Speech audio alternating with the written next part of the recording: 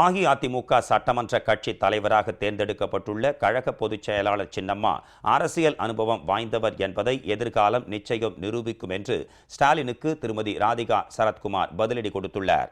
அஇஅதிமுக சட்டமன்ற கட்சி தலைவராக தேர்வு செய்யப்பட்டுள்ள கழக பொதுச் செயலாளர் சின்னம்மா வெகு விரைவில் முதலமைச்சர் பதவியை ஏற்க உள்ள நிலையில் ஸ்டாலின் உள்ளிட்டோர் தொடர்ந்து பொய் பிரச்சாரங்களை மேற்கொண்டு வருகின்றனர்.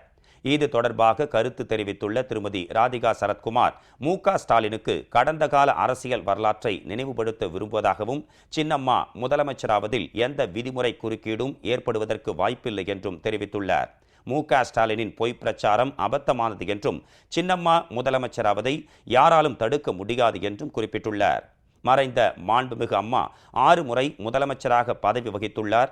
அப்போது அருகிலிருந்து கட்சி மற்றும் ஆட்சி எப்படி நடத்தப்படுகிறது என்பதை நன்கு அறிந்தவர் சின்னம்மா என்றும் எம்எல்ஏக்கள் எம்பிக்களை எப்படி வழிநடத்த வேண்டும் என்பன போன்றவற்றையெல்லாம் தெளிவாக தெரிந்து வைத்துள்ளார் என்றும் குறிப்பிட்டுள்ளார். அரசியல் அனுபவம் வாய்ந்தவர் சின்னம்மா என்பதை எதிர்காலம் நிச்சயம் நிரூபிக்கும் என திட்டவட்டமாக தெரிவித்துள்ள திருமதி ராதிகா பொறுத்திருந்து பாருங்கள் என ஸ்டாலினுக்கு பதிலடி கொடுத்துள்ளார்.